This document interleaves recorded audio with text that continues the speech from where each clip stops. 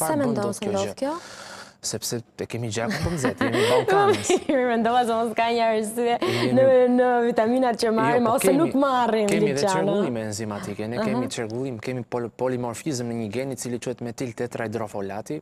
Ky lidhet me pjesën e çrregullimit të vitaminës B9, por që impulsiviteti që ne kemi bën që ne të kemi shumë stres ose ankth. Pra që mos ta dëgjojmë, a e di Greta që nëse ne nuk e dëgjojmë njëri tjetrin kur ne flasim, ne nga trupi jon derdhin vitamina, harxojmë vitamina. Dhe një ndër këto vitaminat më të rëndësishme kot nuk quhet edhe B1. B1 quhet tiamin. Tiamina afërsisht tek pacientët që kanë problematika me diabetin mund të arrit në një dozë afërsisht deri në 100 mg. Pra tiamina është një vitamin B1 dhe tiamina ndodhet te thjerrzat, te fasulja e kafe, te fasulja e bardhë, ndodhet tek mishi i kuq, ndodhet tek veza, ndodhet kryesisht tek thjerrzat me shumicë, tek kërpudhat, por këto duhen patur kujdesin. Nuk duhet jenë elmuse, duhet jenë të pastra, të shëndetshme dhe duhen marrë nga një vend ose nga një burim kryesor.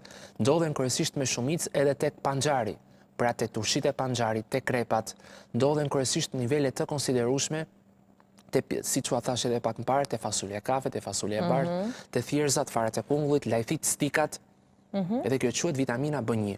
Dhe dozat të cilat një pacient ose një person diabetik që mund t'i kërkoj, janë afërsisht deri në 100 mg.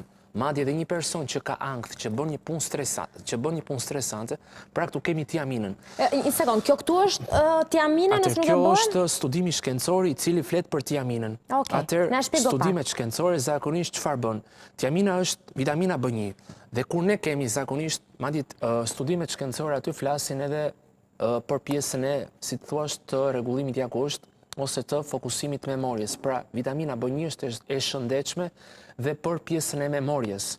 Vitamina B1 është njëkohësisht, ja ku the, kemi aty observation, pjesa observimit, nëse e shikojmë aty, madje shumë e shëndetshme sepse forcon dhe acetilkolinën, çfarë është acetilkolina, është një neurotransmetues, dhe acetilkolina është një impuls elektrik relaksues, madje është impulsi elektrik i sistemit, ne i themi parasimpatik.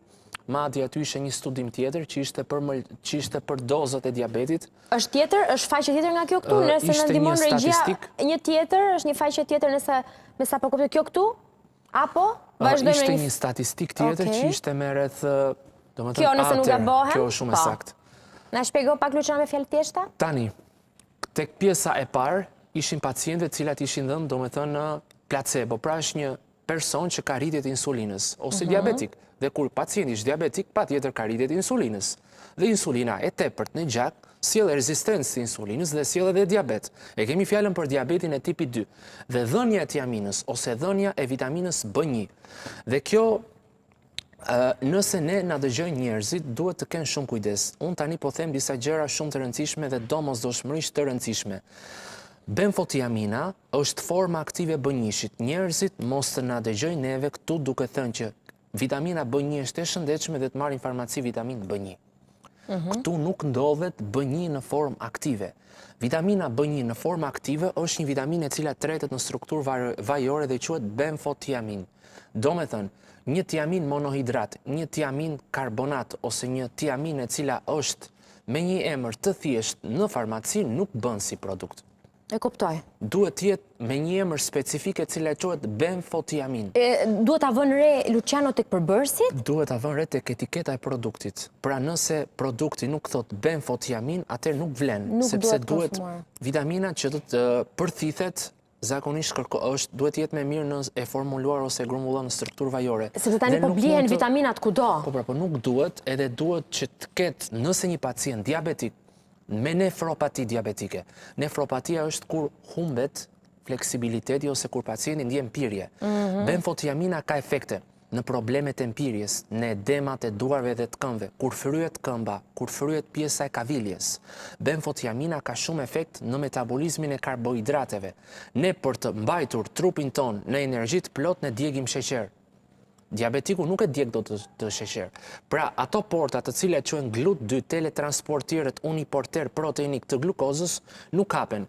Kjo është insulina, dhe kjo këtu është pjesa e transportit ose derës ku hapet glukoza. Insulina vjen këtu për të hapur derën e glukozës, nuk e hap dot. Çfarë bën benfotiamina?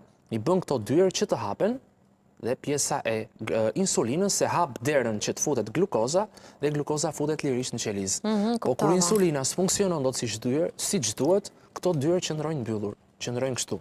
Pra diabeti është një problematik shëndetësore që nuk lidhet vetëm me pjesën e rezistencës insulinës, po ka dhe shumë shkaqe. Por benfotiamina e ndihmon shumë, madje merr pjesë edhe në trajtimin e saj, nëse rregullohet edhe ushqimi. Siç ua thash edhe pak më parë, ne shqiptarët jemi impulsiv. Ne derdhim nga trupi jonë vitamina, ne nuk e dëgjojmë njëri tjetrin, pra pa folur ose pa mbaruar biseda ne ndërhym, i themi po përse është kështu, ti nuk po thua të vërtetën, ndërkohë që ne po themi aty një studim shkencor që se kemi bërë. Dhe kështu trupi jonë nderdh vitamina sepse bërtet. Domethënë bërtet nga brenda, bakteret tona bërtasin. Madje këto ne i derdhim jo se ja harxojmë në atë sensin si thua, është sensi figurativ ose është një sens në kuptimin e dytë figurativ. Përse ndodh kjo gjë?